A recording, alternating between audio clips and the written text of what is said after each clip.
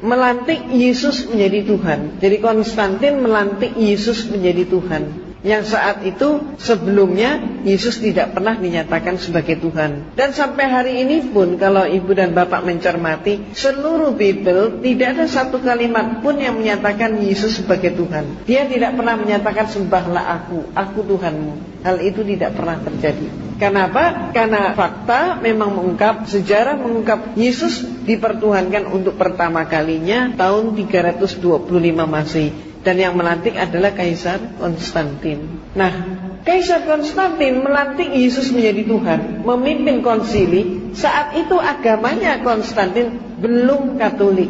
Jadi saat itu gereja masih ada satu saja, yaitu gereja Katolik.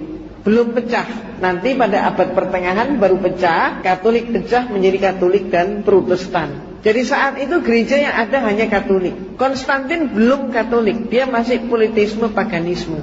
Ketika terjadi kemelut pada Imperium Romawi, di mana Imperium Romawi hampir mengalami kepunahan, maka mereka pun mencari penyebabnya, para pembesar mencari penyebabnya. Apa penyebabnya? Maka saat itu kekaisaran menengarai penyebabnya adalah berbagai macam sembahan-sembahan yang mereka punyai tidak mampu mempersatukan bangsa Romawi. Jadi artinya agama mereka yang ada dianggap tidak kondusif. Maka kemudian Kaisar Romawi menerima masukan, karena dia pun sendiri telah melantik Yesus sebagai Tuhan. Dia menganggap keterangan-keterangan dari Paulus, anak buah Paulus, mengatakan ini ada sebuah agama yang mampu mempersatukan rakyat. Maka kemudian dari situlah Konstantin tertarik dengan Katolik untuk menyederhanakan Tuhan-Tuhan mereka yang berpuluh-puluh itu tadi. Termasuk misalnya yang Bapak Ibu kenal dan yang tidak asing dalam kehidupan orang-orang Romawi maupun di dalam pergaulan sehari-hari. Kita kenal nama adalah Dewa Zeus yang dianggap sebagai Dewa Bapak. Bapak Ibu juga kenal istilah Dewi Jupiter, Aurora, Venus, maupun juga yang lain. Termasuk Bapak Ibu juga kenal dari film televisi atau film-film lain, Hercules termasuk itu.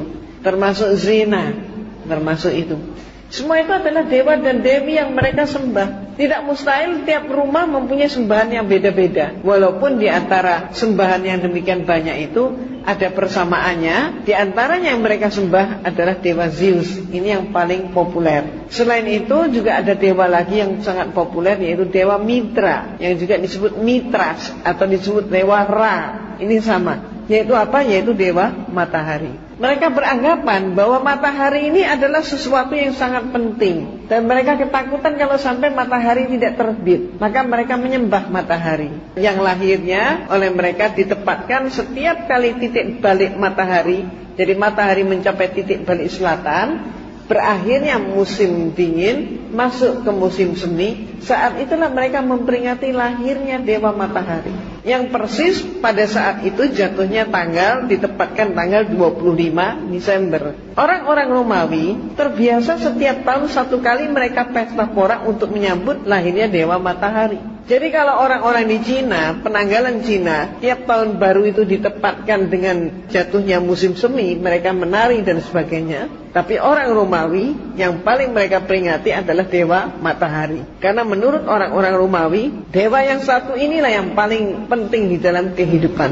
Nah, cara mereka pesta adalah laki, perempuan, tua, muda, besar, kecil keluar dari mereka rumah. Nari, nyanyi, bahkan sampai mabuk, sampai terjatuh, tertidur di jalan-jalan.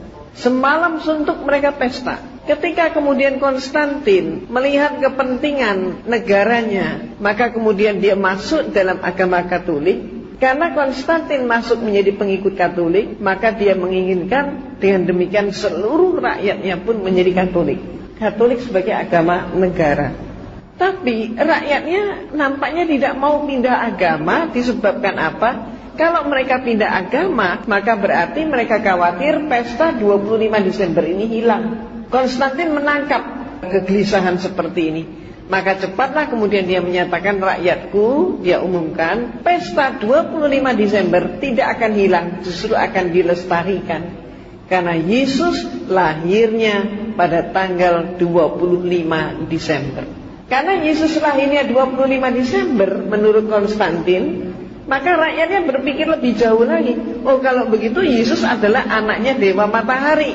Ini oleh mereka diiyakan juga. Iya, betul katanya. Maka berbondong-bondonglah seluruh rakyat Romawi masuk ke agama Katolik. Ini sejarahnya. Maka sejak saat itu pula, maka seluruh patung-patung Dewa Matahari diubah namanya menjadi patung Yesus.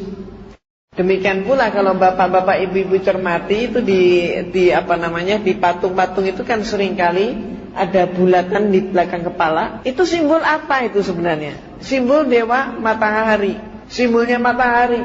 Di salib itu, di belakang kepala salib itu kan juga ada bulatan atau kadang ada sinar, kan begitu. Sinar atau bulatan apa? Matahari. Nah, sejak saat itulah dipakai. Nah, kemudian ibu dan bapak yang dirahmati oleh Allah, pada saat bulan-bulan ini pun, hari-hari ini pun, bapak dan ibu sudah mulai melihat di berbagai mall, di toko-toko, di gedung-gedung, mereka pakai pohon cemara. Kemudian hiasannya bagus sekali. Betul kan? Menarik sekali. Ada kemudian pakai pohon cemara penuh dengan salju. Terus kemudian ada kandang domba, ada palungannya, di situ Yesus lahir. Ada lagi yang dengan memperagakan gua, Yesus lahir di dalam gua. Jadi sebetulnya yang mana yang benar? Yesus lahir di bawahnya pohon cemara, atau lahirnya di kandang domba, atau lahirnya di dalam gua? Yang benar yang mana? Belum lagi nanti ada hiasan Sinterklas, pakai kijang kencana itu kan. Jadi yang mana ini yang benar? Nah, ternyata ibu-ibu dan bapak-bapak yang dirahmati oleh Allah, di dalam Bible, di dalam kitab suci mereka, di situ ada 4 buah Injil di dalamnya, yaitu karangan Matius, Markus, Lukas, Yohanes. Yang memuat peristiwa tentang lahirnya Yesus hanya ada 2 Injil, yaitu Matius dan Lukas. Di dalam buku saya pun saya kutip dengan persis seksama apa kata Matius dan apa kata Lukas.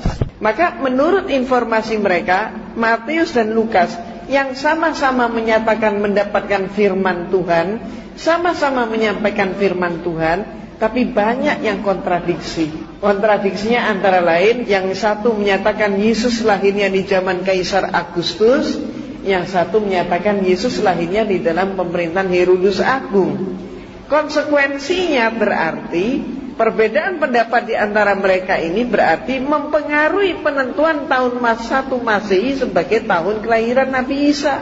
Dengan arti kata lain, tahun Masehi yang sekarang ini dipakai oleh umat manusia di dunia ini, termasuk kita juga pakai, yang katanya sekarang adalah tahun 2003 Masehi, ternyata salah hitung. Jadi Dionysius lah saat itu yang diperintahkan untuk membuat penanggalan, ternyata salah ngitung. Cuman kesalahan yang dilestarikan. Sementara kita sendiri punya tahun baru Hijriah, tapi seringkali nggak hafal kita tahun berapa sekarang. Ya paling cuman berapa orang yang tahu, nggak semuanya. Ya kalau kita semua tahu, alhamdulillah. Oh, baru Idul Fitri ya, karena baru Idul Fitri jadi masih ingat. Karena baru kirim kartu ya, alhamdulillah. Nah, ibu-ibu dan bapak-bapak yang dirahmati oleh Allah, ada hal yang sama juga informasi Lukas dan informasi Matius.